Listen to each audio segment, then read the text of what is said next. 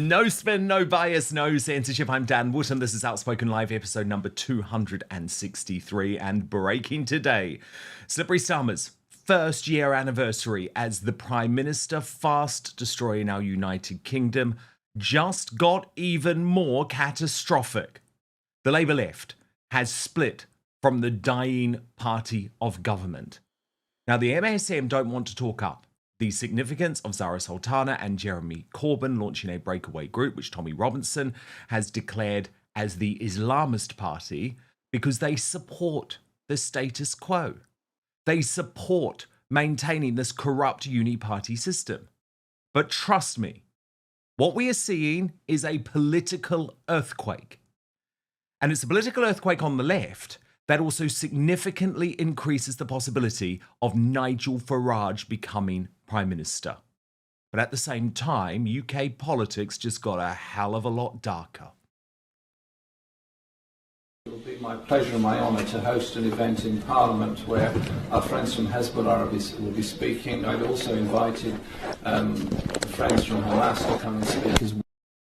The blood-soaked hands of this government trying to silence us. So I say this loudly and proudly on Wednesday the 2nd of July 2025, we are all Palestine. Order! Wired Owen Jones is, of course, supporting this revolution, even though he's just been humiliated live on air by Piers Morgan. Haven't exterminated the vast majority of the Rohingyas. I prefer to wait. Sorry. You're right. I'm getting excited. You're getting nervous, aren't you? Very excited. But look. Very twitchy. What was going on there? I'll tell you later. And we'll also reveal why the end of Labour is now in sight in my digest. Then, brilliant analysis from Connor Tomlinson, the host of Tomlinson Talks on YouTube. Also coming up on the show today, Tommy Robinson backs Rupert Lowe and attacks Nigel Farage as the Reform UK leader launches his most stinging attack yet on his ex-MP, describing the Restore Britain boss as a nutter for backing mass deportations. After Lily Allen jokes about forgetting about the number of abortions she's had, and Charlize Theron boasts about sleeping with a 26-year-old, why are female celebrities seemingly in a race to the bottom of the culture wars? And then, in the uncancelled after show, on Substack, the royal family's position on Prince Harry and Meghan Markle is hardening after shocking beyond the grave revelations about how the late Queen really felt about the Sussexes. We'll reveal why King Charles, listen to this, King Charles has given permission to Prince William, a future King William, to do something dramatic to the fake royals. Our royal mastermind, Angela Levin, here with all of that. And of course, at the end of the show too, we will also be revealing the worst Britain in the world this week. This is when we take your Union Jackass winners from Monday to Thursday and put them head to head in a mega poll. We've had tens of thousands of votes already. You can vote right now in the posts or community tab on YouTube. But just a reminder of who's up for this. Monday, it was Bob Villan. Tuesday, Femi Olawale. Wednesday, Carol Vorderman. And Thursday, Rachel from Accounts. 4 great choices. Who are you going to go for? Don't go anywhere, folks, because the winner of the worst Britain in the world this week will be announced at the end of the show. But now, let's go. In just 1 year, Slippery Starmer and his bunch of socialists never had a real job incompetents are driving once Great Britain and our once United Kingdom into the bloody ground. We all know it. We all know it. Even those who promoted two-tier care pre-election, I'm looking at you, Carol Vorderman, can't defend this shower of shit. Any suggestion that we were entering into an era without personality politics, without factional splits, without constant U-turns, without more lies than a Meghan Markle interview, well, that has been blown out of the water. And then we have to listen to rubbish like this. Keep on punching through. I'm a hard enough bastard to find out who it was who said that, so I can have a discussion with him. Bastard? Well, yes. Yes, you are. That's why Lucy Connolly remains in prison for a post on X. Hard, though? You've got to be kidding, mate. You couldn't even face down Angela Rayner. You're nothing but a pathetic coward. But Starmer is about to get what's been coming for a very long time, because breaking today, the Labour Party is splitting up. The hard left going it alone under a banner with leaders Jeremy Corbyn and Zarah Sultana, and that finally means the uniparty in the UK is over, I believe for good, and I believe not before time. Now, the mainstream media doesn't understand this, and they certainly don't want to promote it. They believe in the status quo. They believe in protecting their precious two-party system. I mean, remember, they were ignoring Reform UK altogether until Nigel Farage was actually ahead in the polls, and they still believe Rupert Lowe and Tommy Robinson are extremists. But this mob truly is. Now, apparently this new party, this new Corbyn Sultana party, might be called Real Change or Collective or the Peace and Justice Project. But can I suggest with those two in charge, Sharia solidarity or jihad of justice is actually far more appropriate. It will be my pleasure and my honour to host an event in Parliament where our friends from Hezbollah will be speaking. I'd also invited friends from Hamas to come and speak as well. Are Hamas, you don't like it are when Hamas a terror group? Yes or no? You won't like it when somebody pushes back on you. What I've said is... I've asked you two questions. Should Hamas stay in power and are they a terror group? You're refusing to answer either of them. That is very telling. And you wonder, it's not very telling and you wonder why not, people think you had a problem with Jewish people. At all. Right. Thank you. So, yes or no, you condemn these attacks, Mr. Corbyn?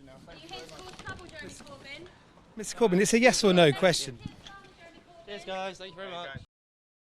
Application today. Hamas has some responsibility for that, Mr. Corbyn. Thank you. Do you think that Hamas has some responsibility for this? The blood-soaked hands of this government trying to silence us. So I say this loudly and proudly on Wednesday the 2nd of July, 2025, we are all Palestine. Order! This is the racist, far-right, fascist violence that they had to deal with growing up, and now we are seeing violence descend upon towns and cities across the country. And we need to call this racist and we need to call it Islamophobic, because if we don't, we fail to really address what's going on.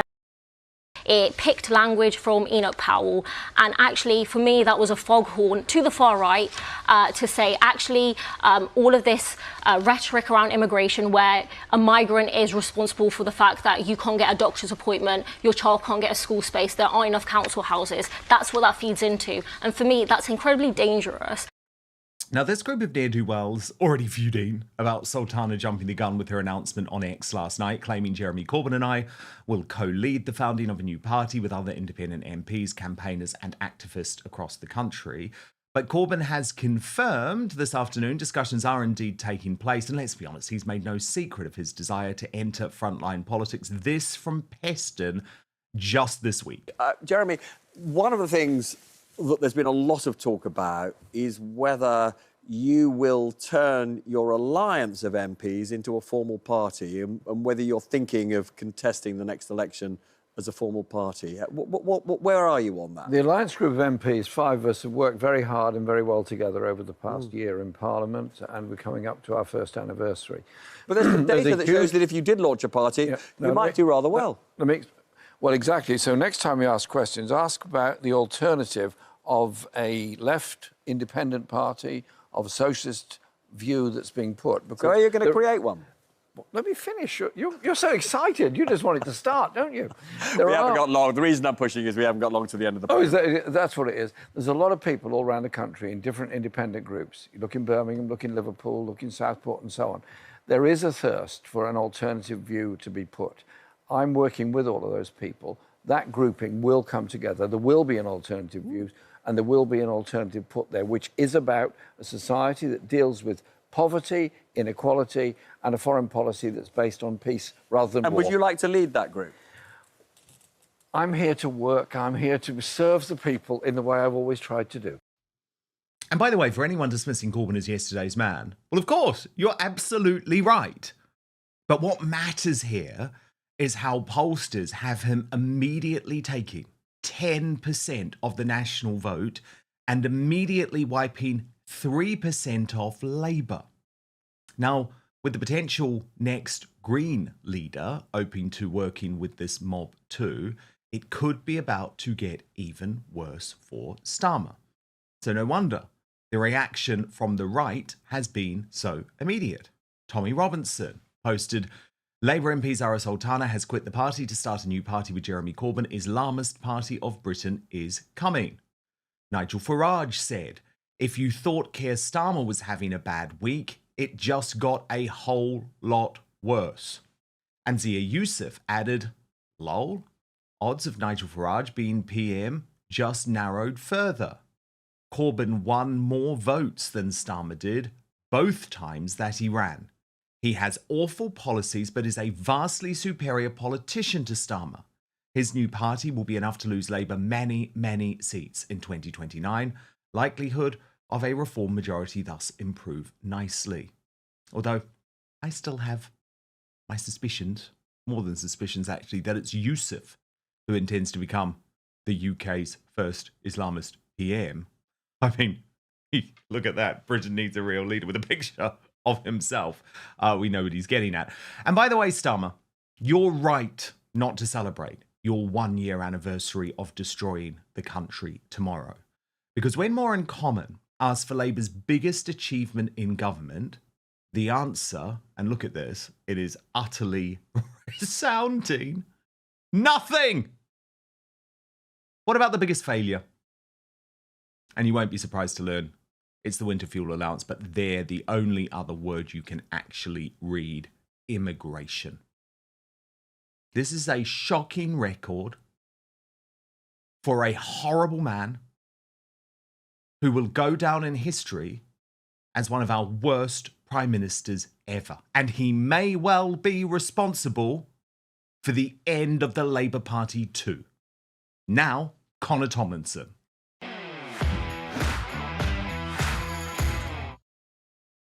Connor, what do you make of the launch of this new left-wing party? The split in Labour is finally here.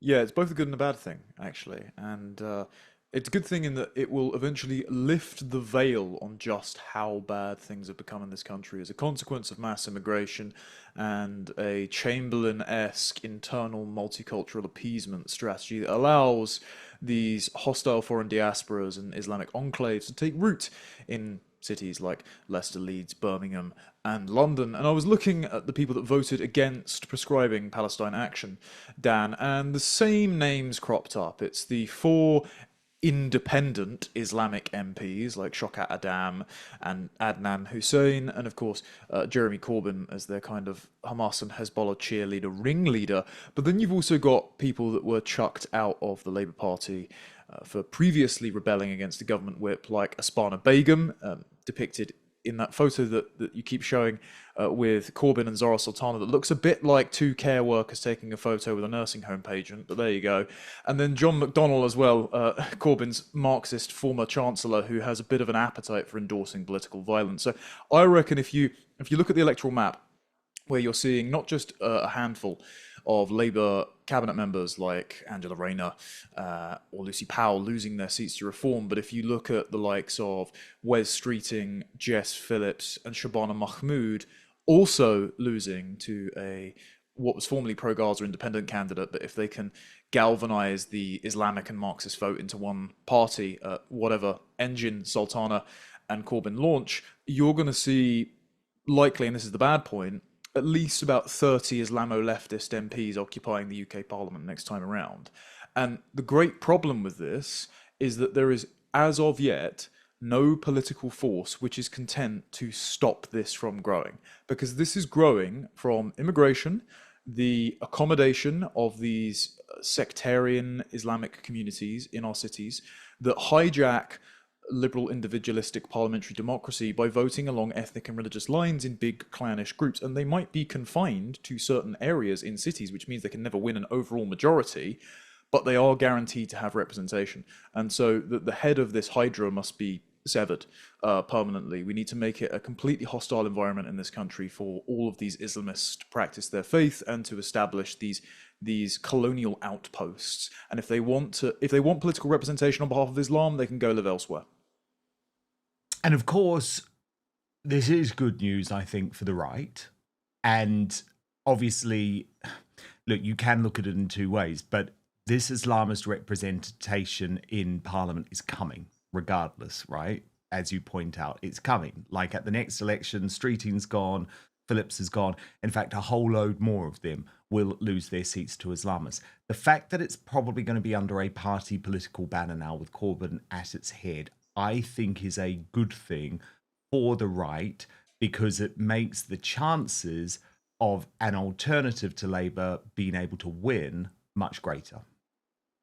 Yes, I mean, we currently have, for all the people that were joking on Monday of the excessive proliferation of right-wing movements with advance and reform and restore and reduce and reuse and recycle, we have a hell of a lot of competition on the leftward flank with half the Tory party and the Lib Dems and Labour and the Greens and now this sort of independent alliance that will just be the Islamo-leftist party, chasing increasingly what is only ever about 8% of the vote, which is radical progressivism, and a diminishing share of complacent English liberals in the shires who, when confronted with the uncomfortable realities of mass demographic and cultural change, will flip to being immigration restrictions overnight. We're already seeing moves among the Lib Dems saying that they would vote for mass deportations of foreign criminals, despite many of their MPs saying that there's no such thing as an illegal migrant.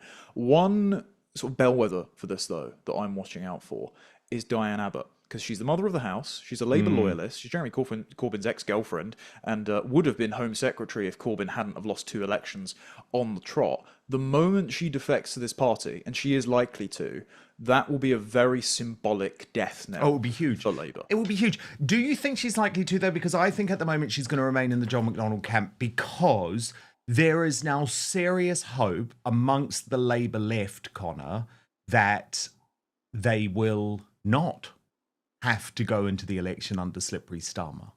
That Rayner will end up being Prime Minister.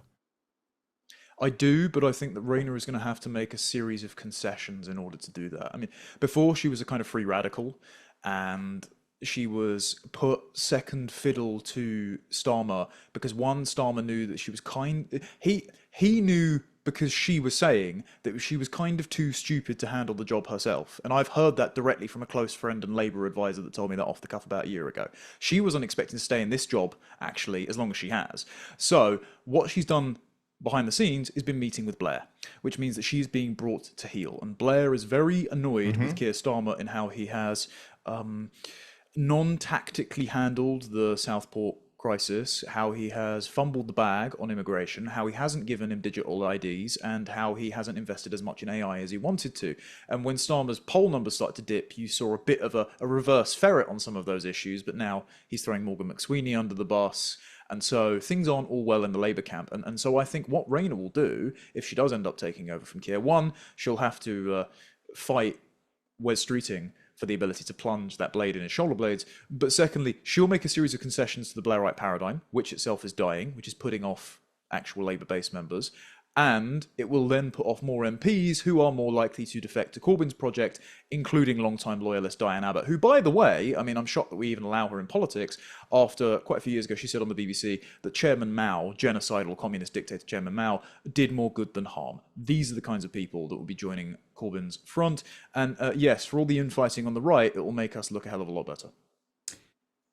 It's also really interesting, by the way, that the other person who has come to support Rayner behind the scenes in recent months is the King of England, Charles III. But that's a whole other story. I'm really interested, though, Connor, that you mentioned Southport, because we're, of course, coming up to the 1-year anniversary. But for me, the day that Starmer lost the nation was not actually tomorrow. Wasn't July the 5th when he entered Downing Street. It was July the 30th. And this moment, I remember watching it just before we came on air, and I posted this at 3:55 p.m. How many more children are going to die? Prime Minister Keir Starmer heckled in Southport. He was there for just 19 seconds.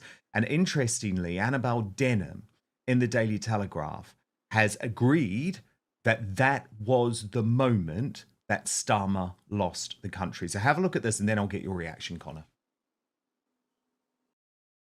Seconds for Keir Starmer to kill his premiership. Every Prime Minister has a defining moment, a decision, a crisis or a blunder that etches itself in the public mind and shapes their legacy. Starmer's came not at 7 o'clock last night during the welfare vote, bruising though that will have been. No, it came on July 30th last year, less than a month after he entered number 10.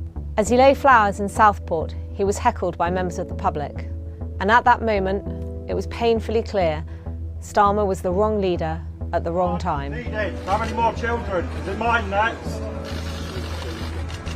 What, are you going to stand up for our children? Next. Bye-bye. Got your photos, off you go. Make a real change, Prime Minister. Make a real change! Get our children! Try as he might, the words wouldn't come. And they've never come since as successive problems have unfolded. The riots in Lucy Connolly, Israel, the winter fuel allowance U-turn, somehow the words never flow. In the aftermath of July 4th, his approval rating was +10. By mid-August, it was +3. And by mid-September, it had dropped to -26, and it hasn't recovered, nor will it. Britain is now more divided, not less, than it was last year. Public frustration at the establishment's failure to repair the fraying fabric of our society is mounting. Starmer has had the year from hell. His premiership is in a tailspin. The pack is turning on him, and even he must realise there's no way back. Connor Tomlinson, for me, those 19 seconds were the moment that the country realised this is not a guy who is on our side. Yeah, well, he obviously has no internal monologue, as he's admitted before. He has no favourite book or film, and he doesn't dream. So it's no wonder that the thoughts didn't come to him and the words failed him at the time. But part of the reason is, for years, he hasn't habituated himself to actually caring about the people of this country. He can't even define who the people of this country is. He, as a human rights lawyer, thinks his constituency is, as former Cabinet Secretary under Blair and Brown, Gus O'Donnell, once told David Goodhart, global welfare. And so a man who tries to be friends to everyone has loyalties to nobody, and when those loyalties are tested in moments where the entire country's blood turned to steam because those poor young girls were murdered, words failed him. And so even though Jeremy Corbyn is a demented terror apologist who hasn't met an enemy of Britain that he doesn't want to give a hug, and even said Southport is likely to vote for him on Peston's show, which I thought was bloody vile, frankly, he is more likely to snap up a lot of those going astray from Labour for lefty reasons, because he has clear leadership. It's demented, it's ideological, but it's clear. And then the rest of the country, especially the Red Wall, who are sick to death of Starmer and Labour, will probably go to reform. We can only hope that they decide to make the best of that opportunity if it's afforded to them.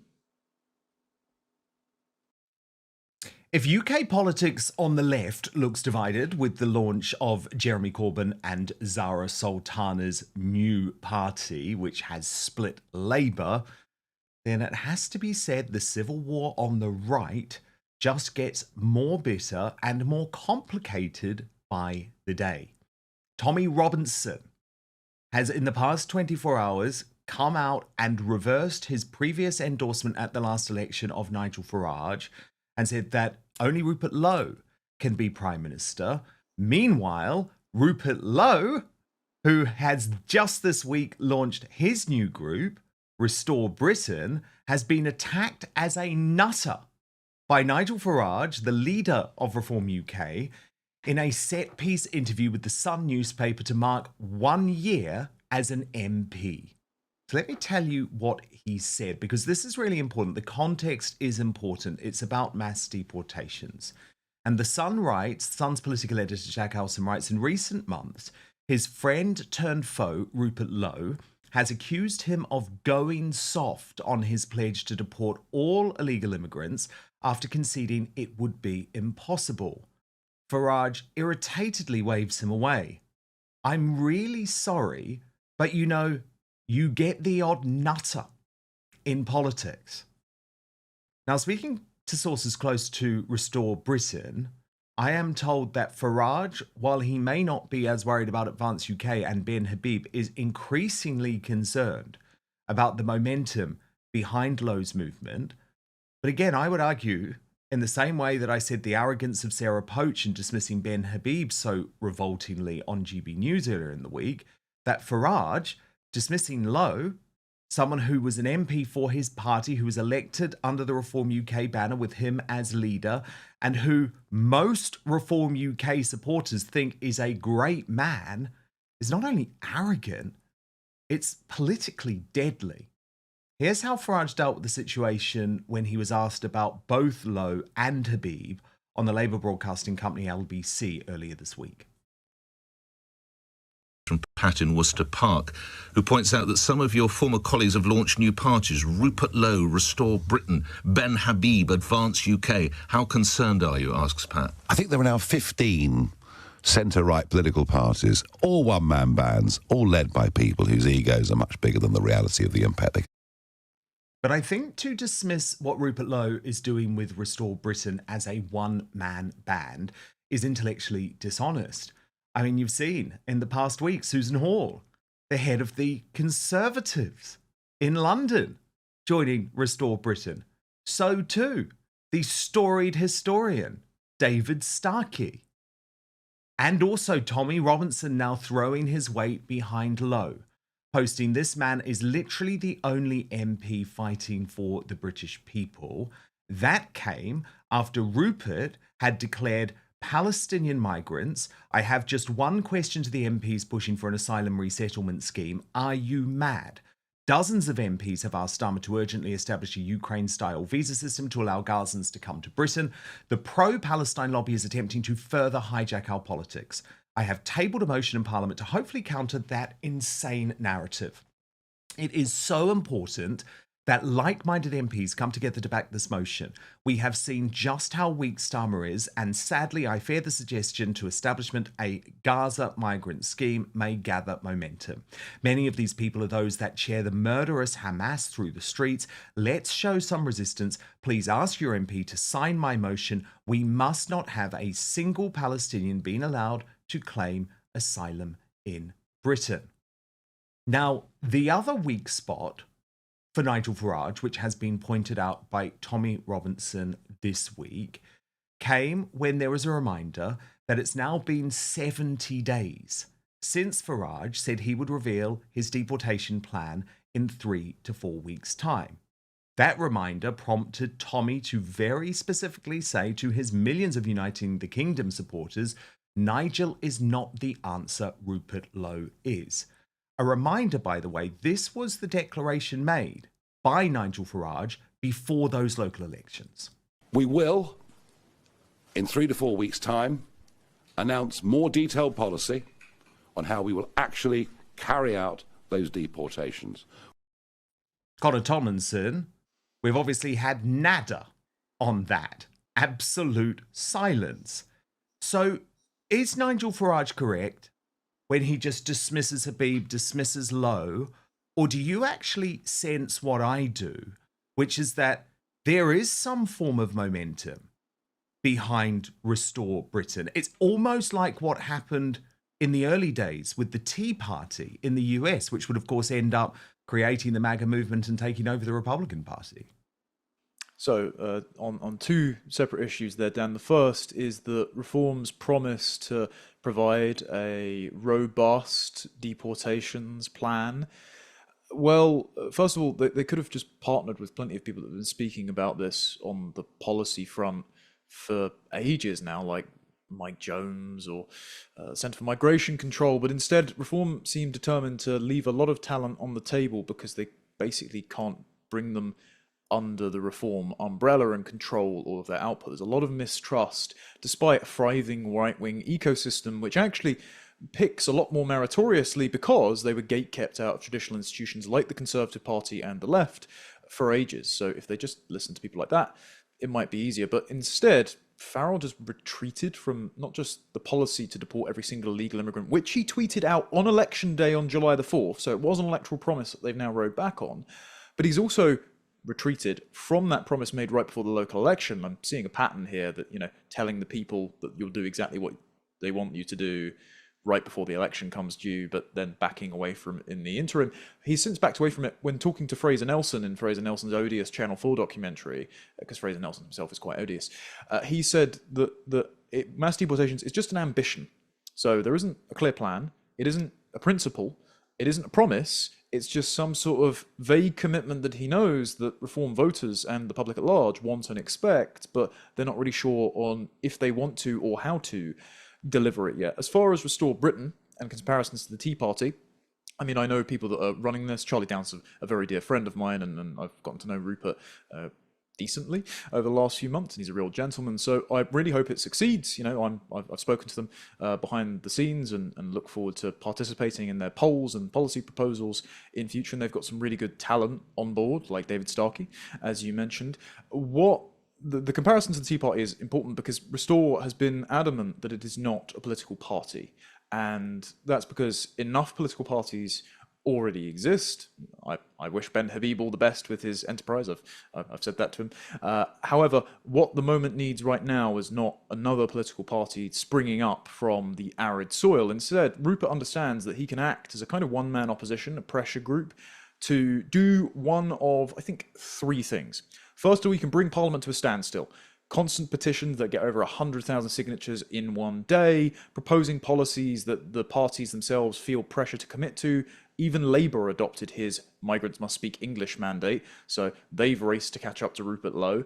Number two, he can force reform in a kind of right-wing arms race to actually catch up to his positions, even if they don't credit him for it. And that benefits everyone, right? Because if reform, as they are still dominating the polls, are the presumptive government of 2029, I don't care what colour rosette anyone wears. I just care what policies they implement. This is why I've always been able to criticise reform. Yeah, and this is why I've remained independent, despite speaking at Reform's conference before.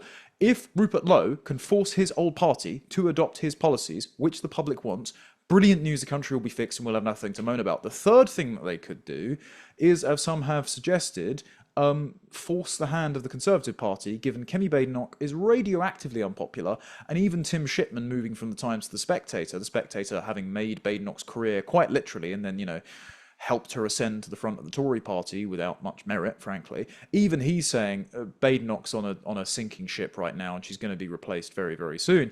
Now, I like Robert Jenrick.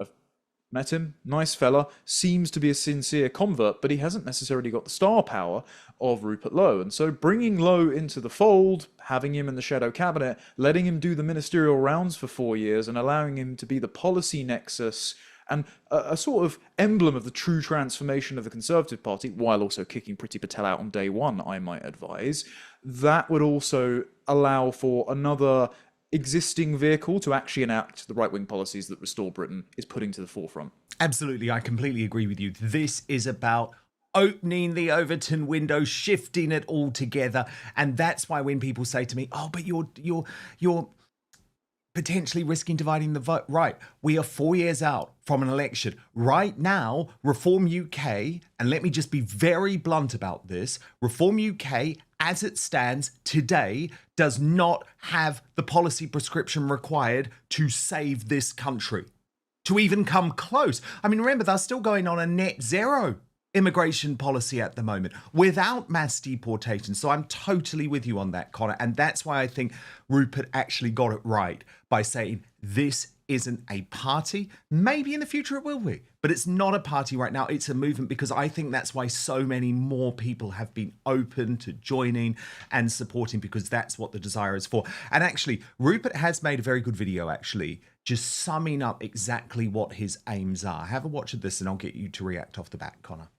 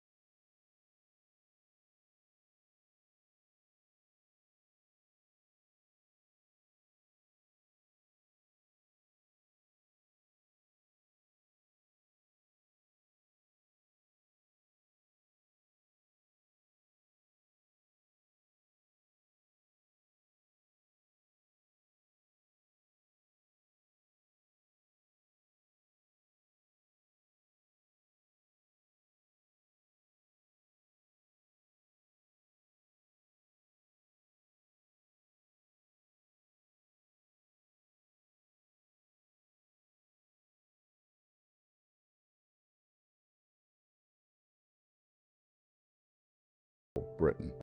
Do you know what I love? It's the opposite of a lot of the hype around Reform UK. And don't get me wrong, so much of what Reform UK is doing is very slick and very clever and looks like it's come out of some posh ad agency. But I just don't necessarily know if it always has that same sort of authenticity. And another reason, by the way, Connor, that I think it's proof that Rupert is doing the right thing.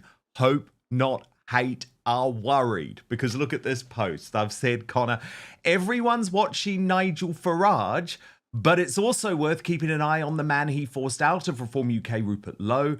Lowe is positioning himself as a leading voice on the far right, launching his own rival Restore Britain movement this week. So, Connor, I put it to you that Reform UK is worried and Hope Not Hate are worried, which means that dismissing this in the way that Nigel Farage did on LBC is probably a little bit naive.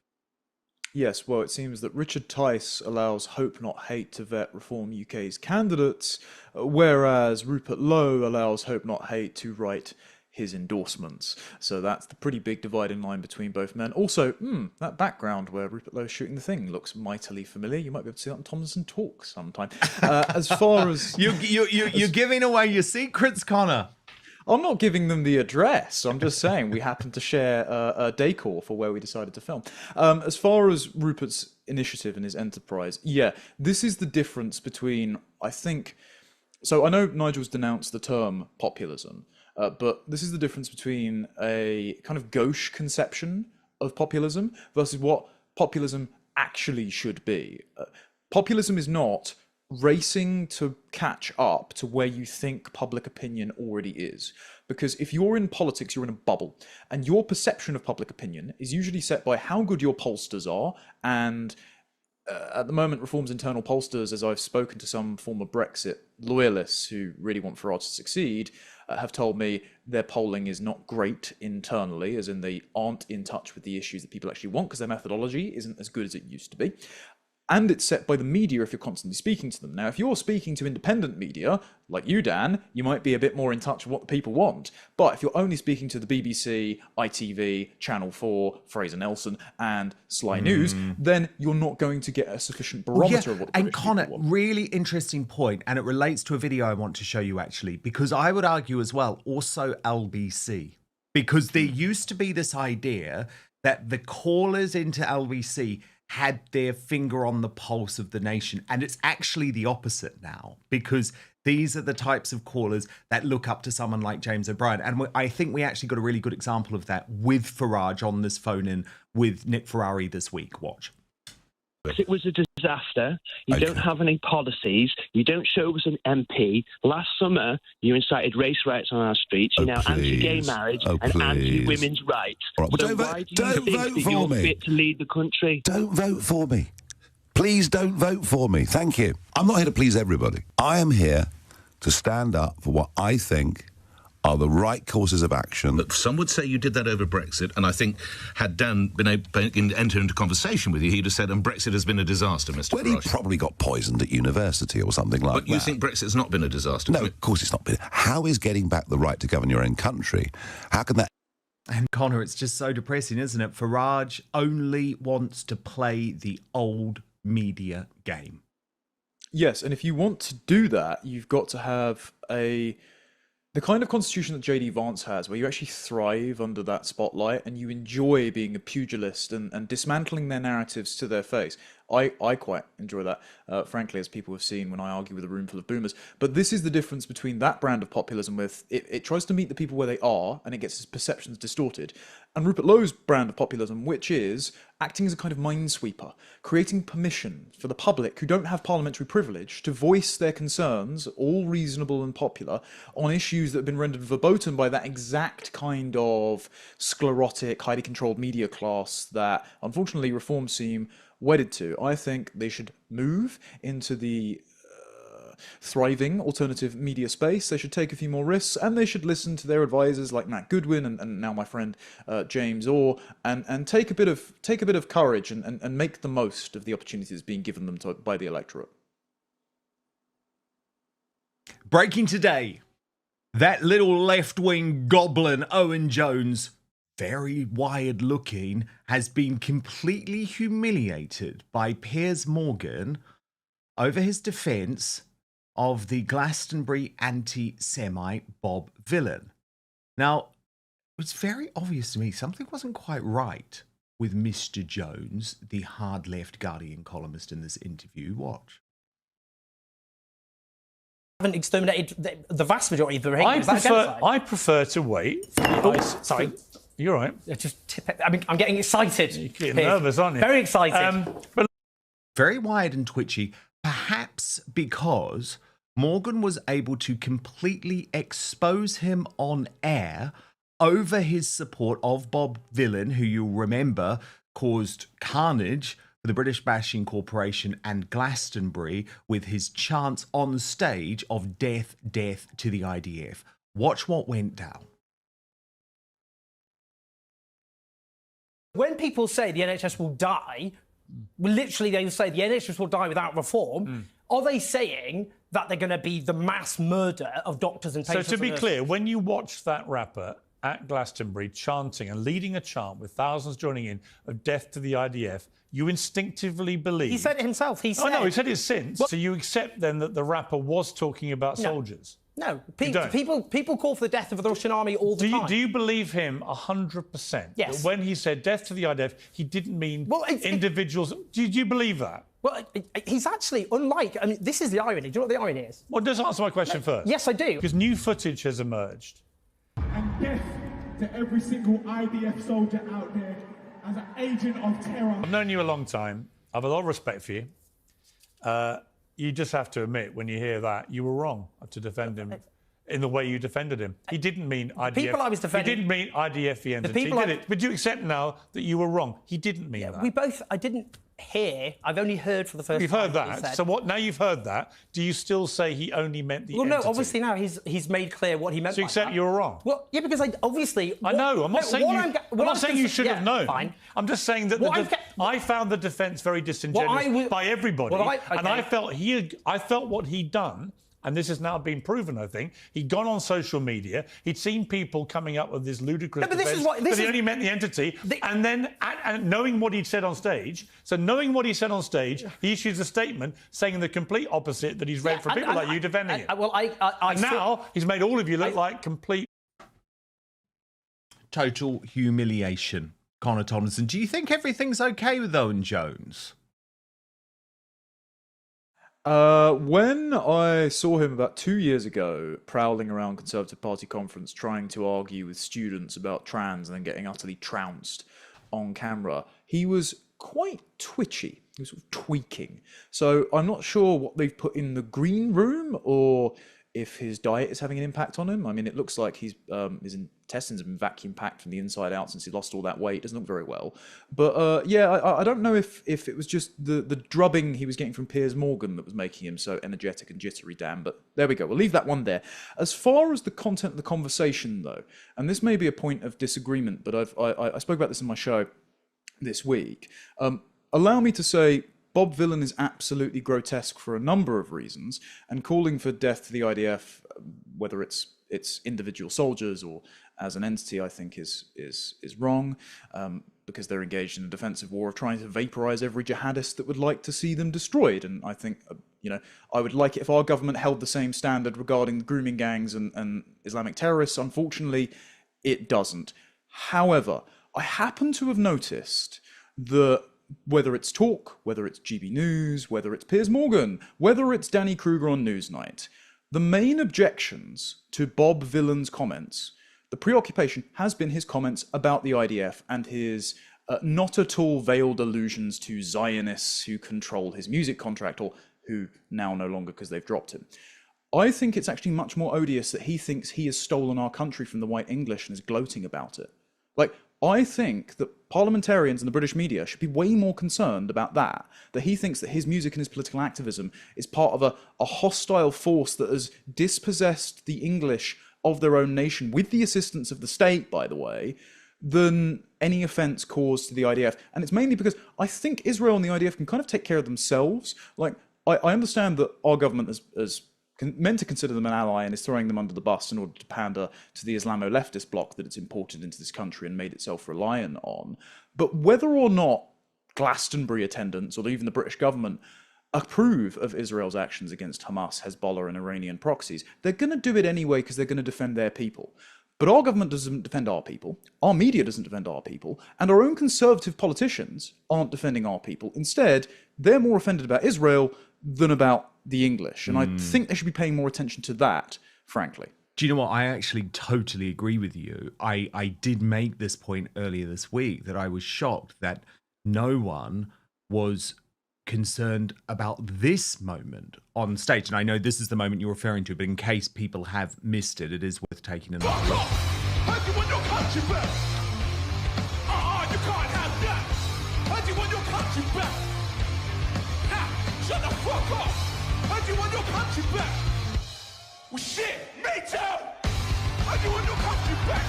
How do you want your country back? Shut the fuck up! How do you want your country back? How do you want your country back? Can't have that! How do you want your country back? How do you want your country back? Shut the fuck up! How do you want your country back? But you cannot have that!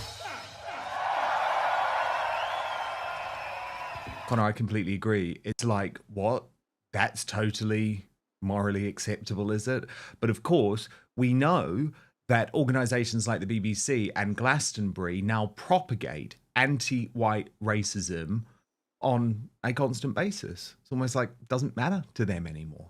Yeah, I found it very conspicuous that the record label found his views on Israel and Zionists, he means Jews, it's just gross, so odious that they had to deprive him of his record contract and as a talent representation. I found it interesting, of course, that the US State Department, who are now our great allies and are very concerned about the impact of mass migration on Britain, saw fit to cancel his visa, and they're seeing fit to actually cancel newly granted citizenship to American citizens on the grounds that they are anti-Semitic, which is, I mean, that's just going to be a massive benefit to the US. They don't want a bunch of terror supporters, even if they are naturalized citizens in the country. However, for a very long time, the talent agency was happy for him to have put that song out in 2021, where he's saying we've got gammons on the run and we've stolen the country from the English. But it's his offences against Israel, which is a line too far. I don't think he should be doing either, just to be clear. But, okay, let's put it this way. I don't think Bob Villan is a very learned scholar on the history of Middle Eastern conflict. I don't think he has a very well-informed opinion on how to settle this over 1,000-year ethnic and religious dispute between Muslims and Jews in the region. I don't think he knows how to run a Palestinian state. If he gave them another one, obviously they just elect another terrorist government. I think it's all just window dressing for anti-white racism.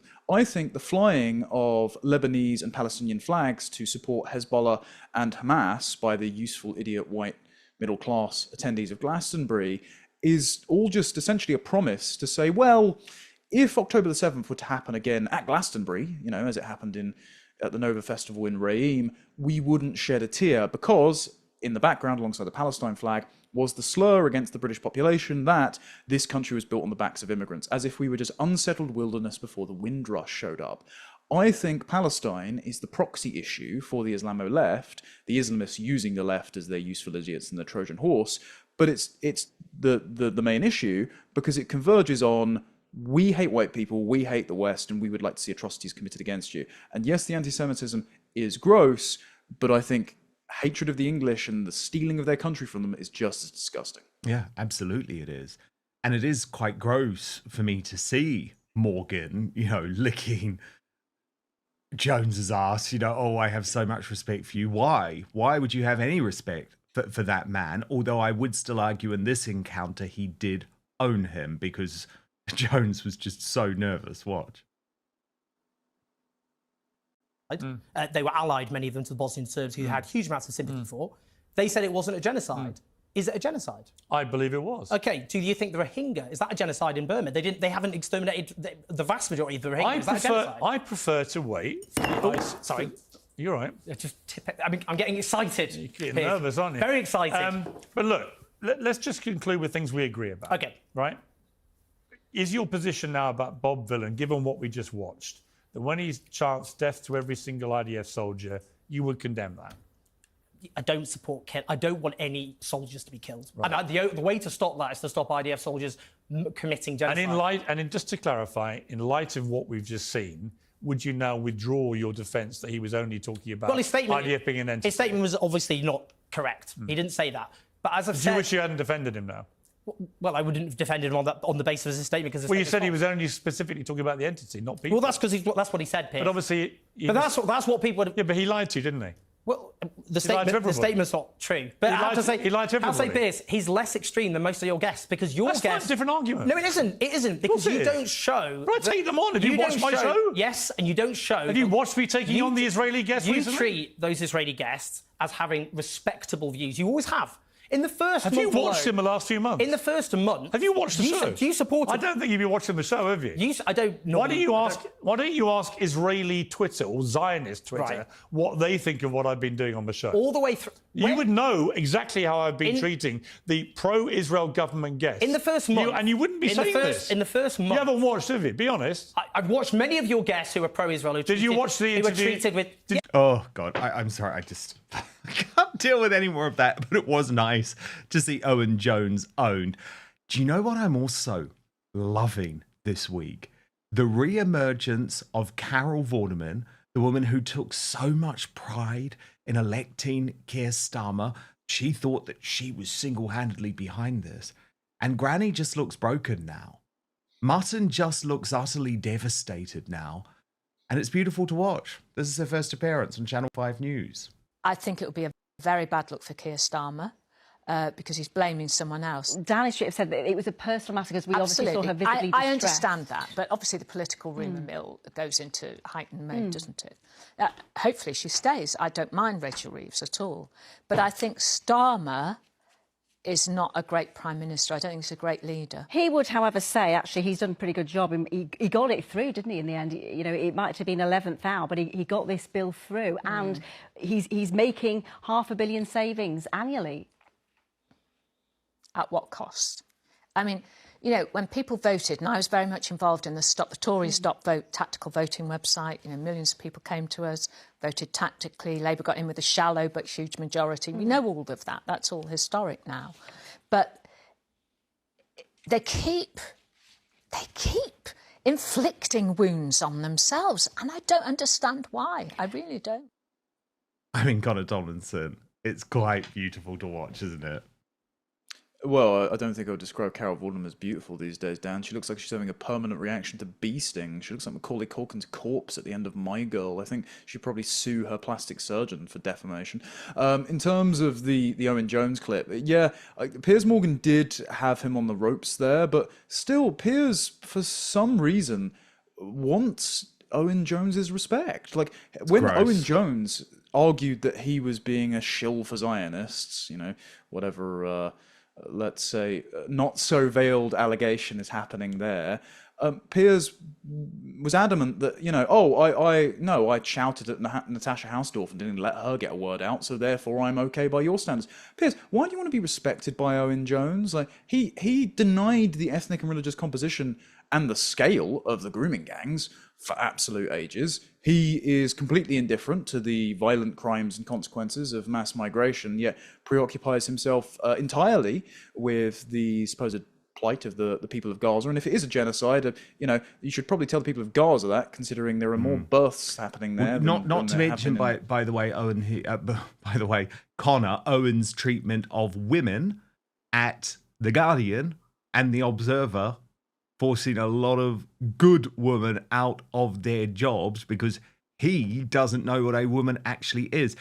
And look, I think totally Piers and Owen are just on the wrong side of the argument about what is now an obvious decline in society in the UK. Two examples of this, Connor, that I wanted to show you.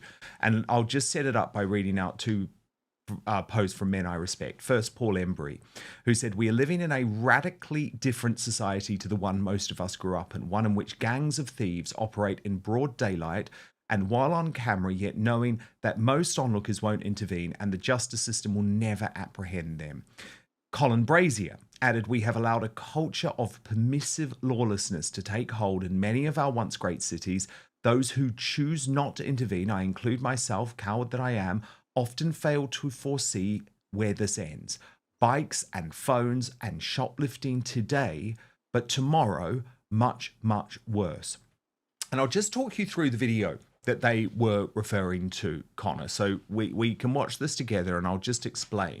But if you live in London, this is actually totally commonplace. This type of thing is totally commonplace.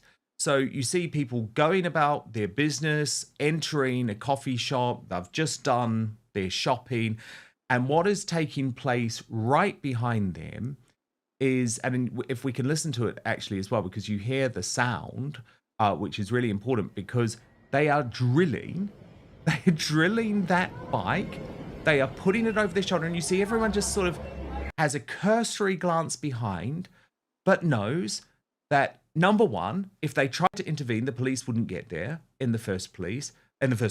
Number two, if they did intervene, there's a serious risk that they could be stabbed. So instead, this sort of crime, which is dismissed as petty crime, but I think it's actually much more than that, just now runs alongside our day-to-day lives in big cities in the United Kingdom. It is truly shocking.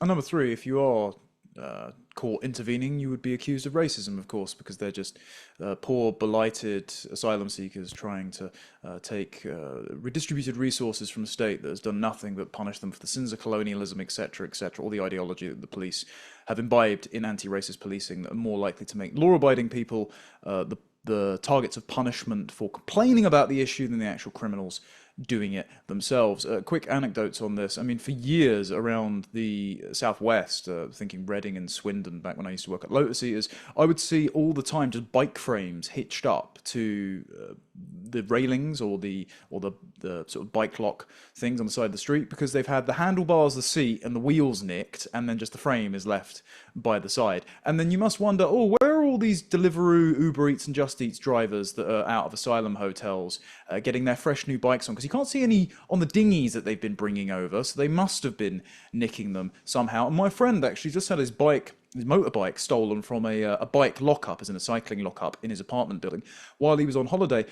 Get this, the Kent police rang him up and just said, we've actually caught the two people that have done it, so we've got your bike, we've got the thieves, would you mind if we kept it for forensics just to make sure we can convict them? He went, of course, go right ahead. So he comes back from his holiday, and 10 days later they ring him up and say, do you want to come and collect your bike then? It was done after a day and it's just been sitting in storage. And he goes, well, why didn't you call me earlier? We didn't have your number. And he goes, well, that was funny because you called me before, but fine, okay. And they said, right, if you come and pick it up and then pay your fee, we'll give it back to you. And he's like, sorry, what? They asked him for 500 quid storage fee because he decided to do the right thing and let them take fingerprints from the thieves that they caught stealing his bike. And they said he can't get it back without paying the fee, so now they've crushed it. And he just told them, next time, you're worse than the thieves, I'm not going to report any crime in future. And no wonder it seems that bike thefts are going down, despite us seeing that we can see they're going up, because nobody bothers reporting these things, because the police are just as bad as the criminals. No one reports crime. Oh my God, Connor, that story completely matches up. I don't know if you saw this, but I'll show you. Completely matches up with Sadiq Khan, London's failed mayor, who this week, in his version of PMQs with Susan Hall, actually criticised the very good folk who are part of this organisation and include Tom Harwood of GB News, who've been going around the tubes in London attempting to clean graffiti off the walls, even though TfL have a £775 million contract to do so. He criticised those people, Connor, because he said that it means that the criminals might get off. Watch. We've got frustrated commuters because they can see everybody cheating the system. They're sitting there surrounded by graffiti on many occasions. And I must say, you will have seen the fantastic video from Looking for Growth with people that have actually tried to clean up the underground because they don't want to be surrounded by it. None of us want to be sitting there paying our fares in a filthy carriage with graffiti all around. So heads up to them. What are you going to actually do about this to make certainly commuters feel better about it? Well, firstly, by condoning that behaviour, she's allowing criminals to get away with it. Because what TfL does, the enforcement teams and the police, is photograph the tags, to ensure there's prosecution. So on the one hand, the members rightly asking us to ensure there's more prosecutions. On the other hand, by encouraging people to clean up graffiti, it leads to fewer prosecutions because action can't be taken because the evidence literally has been washed away. I mean, oh, Connor, he makes me rage. He literally makes me rage because it's like, number one, you're lying. Of course you're lying. Number two, as if that graffiti has been there for weeks and for months and for years. And if you genuinely believe that the police are going around getting evidence and random tube carriages, you have no idea about the state of your city. But it's so typical, isn't it? The people in the wrong, Connor, the people in the wrong are the Tom Howards of this world who are going to clean up the graffiti on their day off. It's extraordinary. Yeah, I can tell Sadiq Khan exactly who's doing it because it's exactly who's usually responsible for all of the thefts, the petty and violent crime, the fare bumping in his country, and it's usually the first and second generation immigrant miscreants that are living in social housing, wearing balaclavas, riding round on bikes, and treating the city as if it's their own personal, like, post-apocalyptic war zone. If you stop people from bumping the barriers, if you just use the CCTV you've already got to see these sort of antisocial behaviour people clambering on the tube, particularly the Bakerloo line, then you would just catch them outright, and it shouldn't have to take two vigilante cleaning gangs to taking to the tube to get rid of it for us to have a nice functioning public transport system. Developing today, growing question marks around the influence of major celebrities on culture after Lily Allen is criticised, quite rightly too, for singing and joking and laughing about forgetting how many abortions she's had. Oh, she thinks it's 4 or 5, by the way. And Charlize Theron, long considered one of the world's most accomplished actors, boasting about the fact that she has slept with a 26-year-old in a truly gross new episode of the sex podcast Call Her Daddy. Now, we're going to get an analysis from Connor Tomlinson about all of this in just one moment, plus fascinating insight from Megyn Kelly. Now, you'll remember Megyn and Charlize are forever linked because Charlize played the character of Megyn in the blockbuster film Bombshell, which was all about the end of Roger Ailes at Fox News. But first, take a listen to what Charlize actually said in this truly cringe interview. Any sex tip for the girls? I am the last person to ask. I'm like sounding very cocky here, but I think it's because I have found this freedom in my 40s where I'm like, oh my God. So I just want to say this in perspective. I've probably had 3 one-night stands in my entire life. Okay. But I did just recently fuck a 26-year-old and it was really fucking amazing. Fuck yes. Yes, and I've never done that. And I was like, oh, this is great. Should be the ones that are like, fuck you. Like, I'm going to have an orgasm. And yet my whole life was so concerned about... Same. The same? Same. Okay. Oh my God. So my advice would be this. Don't fucking do that. For 2 reasons. You're going to have better orgasms. And guess what? Your man's going to like that. And this is an actress who had scaled the peaks of her career? What on earth does she think she's doing? Well, Megyn Kelly has a fascinating theory, which actually involves the prospect of Charlize Theron actually being lesbian. Watch. I think I just found my next parody. She played me in a movie, and I can play her in one too. What's going on there? I got to tell you, Stu Bergier, I have to tell you something. I kind of call bullshit. Because I believe that Charlize Theron probably prefers women. That's my belief, okay? I'm entitled to my opinion, and there's no reason to get into the details as to why I believe it, but I believe it. And I don't think that she's telling the truth about the 26-year-old. I think this is the way, in the same way I told the audience the story about how Doug and I have a friend, a lot of our gay friends thought that this friend was gay, and we never knew whether he was gay or not, but this guy who was the suspected gay man would constantly make inappropriate, like weird comments about, my girlfriend looks amazing naked. And Doug would always be like, straight men don't talk about their girlfriends like that. That's like a gay man's idea of how a straight man would talk about his girlfriend. And I feel like this is an overcompensation where she's like, I fucked it. I'm sorry to repeat it. It's vulgar. The other girl's vulgar. And they're both really shockingly inappropriate, I think, in the clip. It was very off-putting, but my theory is it's an overcompensation.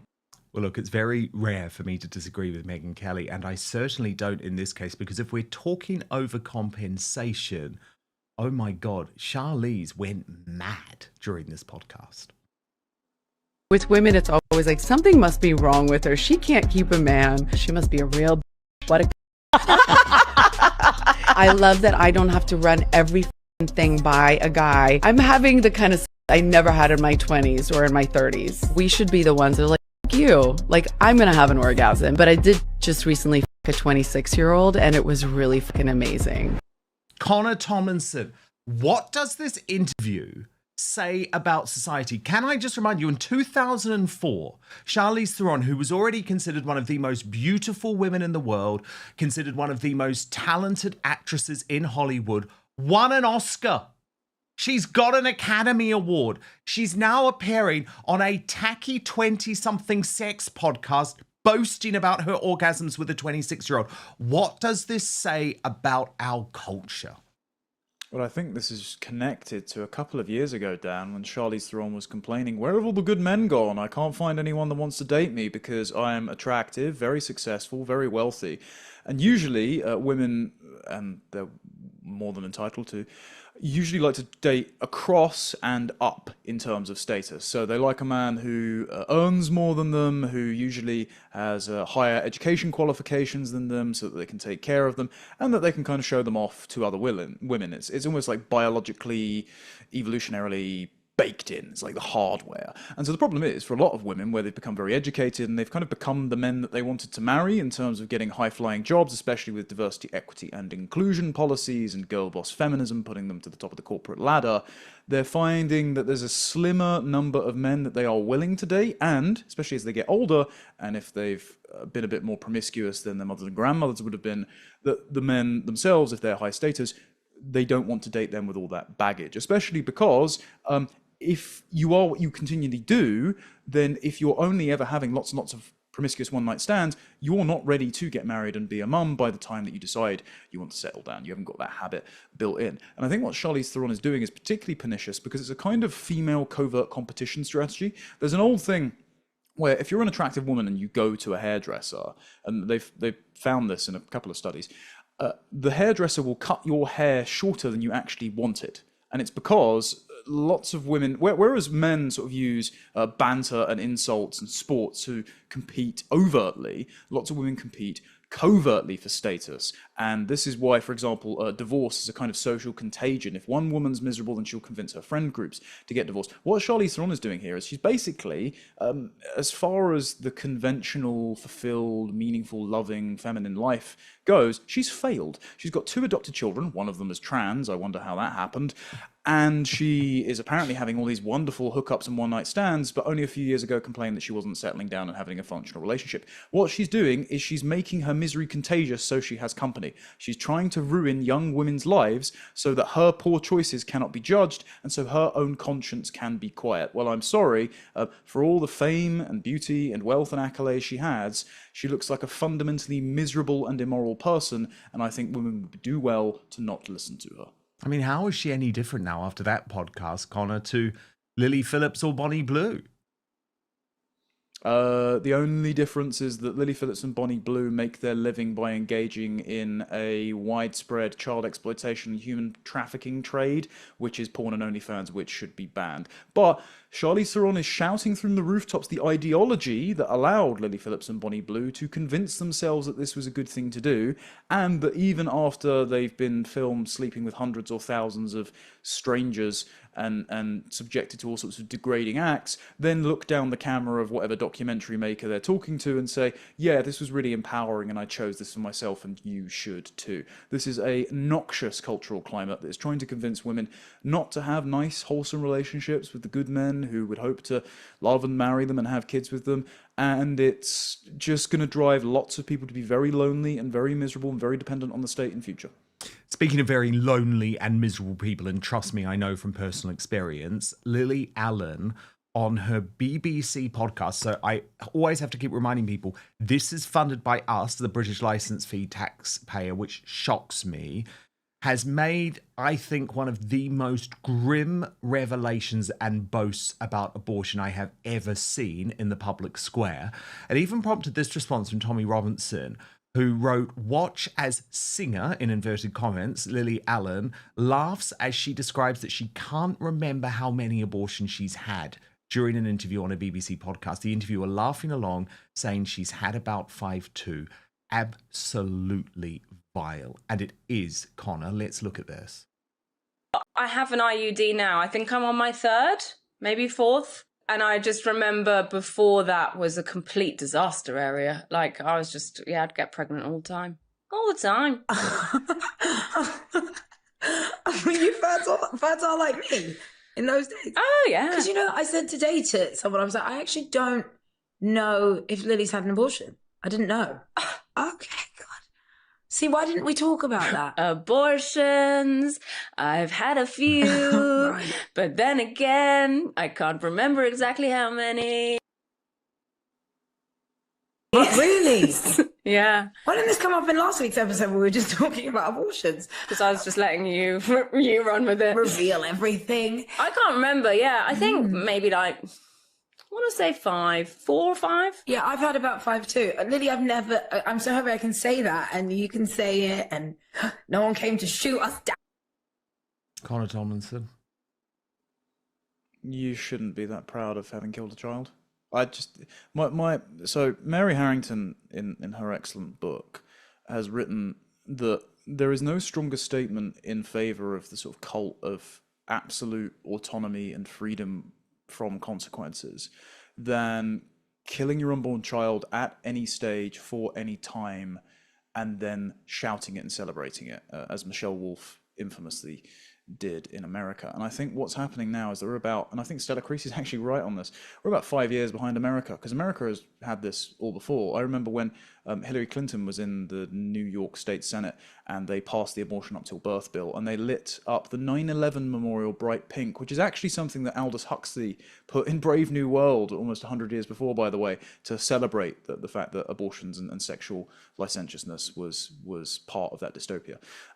So what ended up happening from that is that a subset of very demented progressive women for whom abortion is the sacrament that they must continue to cement the gains of the sexual revolution made abortion their number one issue, and they became so vocal about the horrible things they were doing to their own children that the rest of the American public, even if they were a bit squishy on the issue and content with the President Clinton's settlement of safe, legal and rare despite its contradictions, they went, that's gross, we're willing to vote for Trump and we're happy with the restrictions he's placing on it. And now Planned Parenthood has been defunded for at least a year.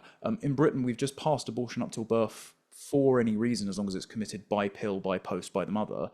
And obviously Stella Creasy wanted to go even further and have it on demand by doctors and even remove sex-selective abortions from that prohibition. I think the more extreme the abortion lobby get and the more vocal they get about abortion being a virtue in their mind, literally that the worst kind of vice is celebrated, I think you're going to get an even more vocal contingent in British politics that speaks up for the inviolable dignity of the innocent unborn children. And hopefully, despite this grotesque period where they're being murdered in their 250,000 every year, we can put a stop to this. Connor, on a much nicer note, you got married this time last week. How did it go? Everything that could have gone wrong didn't go wrong, Dan. We haven't put up any photos yet, just because our photographer has a couple of weeks delay. I've been looking. When you're back, I know you've got a couple of weeks off now, but when you're back, we'll share some of the pictures, hopefully. But it was everything you expected. Absolutely, they should be available. I'm keeping my missus out of the public eye, but it was basically a gathering of. I mean, if someone would have chucked a grenade into that church, the entire British far right would have just been eliminated in one fell swoop. And it seems they all enjoyed drinking lots of booze at my expense. So, now, did you have a drink? Because I know you were on the fence. So I didn't. However, we were given, and I would like to call my friends out here, we were given a free bottle of champagne because we were the first wedding for the venue. They weren't expecting it, but it went off brilliantly. We were given it by the owner as a sort of congratulatory present. And before either my or my wife got a look in, Mr. James Orr decided to walk straight past the table, pluck it up, and then sit down on a table with some of our mutual friends, including Liz Truss, and start pouring it all out. So I really hope they enjoyed that champagne, because I have no idea how it tastes. Oh, well, I cannot wait to see the pictures. Connor Tomlinson, have a brilliant couple of weeks, and we'll speak to you when you are back from your travels. Thank you so much. And of course, before we go today, we are revealing the worst Britain in the world this week. This is when we take your 4 union jackasses from across the week and put them head to head. A reminder, on Monday it was Bob Villan for that revolting Glastonbury performance. On Tuesday it was Femi Olawale for repeating the words of that revolting Glastonbury performance. On Wednesday it was Carol Vorderman, because she's an apologist still for Starmer, even though she knows he's really bad, and for her blubbering wreck performance in PMQs, which she has subsequently lied about, Rachel from Accounts on Thursday. Lots of comments from you about this. Trail Hiker 1 said, "Heard you want your career back? Haha, you can't have that," in reference to that revolting rap from Bob Villan. Greg McFarnan 1140 said, "I know it should be Knob Villain, but when I see Femi Watawally, I have to click." So he went for Femi over Villain. Darkness Alone said, "This is hands down the hardest vote yet. Why can't we multi-vote? I'm honestly stuck for choice." But SPRU3RS said, "It's got to be Carol Vorderman, because I have no idea why I'm so attracted to her. She's a granny. Call me Carol." And Richard Allen said, "Rachel from Accounts needs to sit down, STFU," we know what that means, "and have a long think about what she's doing to people like me, disabled people." Okay, your votes are in, and I'm going to be honest with you, it was a 2-horse race this week. So a tie for third between Femi Olawale and Carol Vorderman with 4% of the vote. The runner-up, sobbing Rachel from Accounts with 26% of the vote. But the worst Britain in the world this week with a whopping 66% of the vote, Bob Villan for that revolting Glastonbury appearance. Great choices. Now, we're not quite done this Friday, because coming up in the uncancelled after show on Substack, the royal family's position on Prince Harry and Meghan Markle is hardening after shocking beyond the grave revelations about how the late Queen really felt about the Sussexes. We'll reveal why King Charles has given permission to Prince William the opportunity to do something really dramatic. That's with our royal mastermind, Angela Levin. So at this stage, we come off YouTube and Rumble. We move to Substack. Please do subscribe, www.outspoken.live. I hope you have the most incredible weekend. I've got lots going on, actually. I'll tell you about it on Monday. And we will be back live then, 5 p.m. UK time, midday Eastern, 9 a.m. Pacific. Remember to hit subscribe if you're watching on YouTube or Rumble. Turn on the notification bell. And most importantly, I promise to keep fighting for you.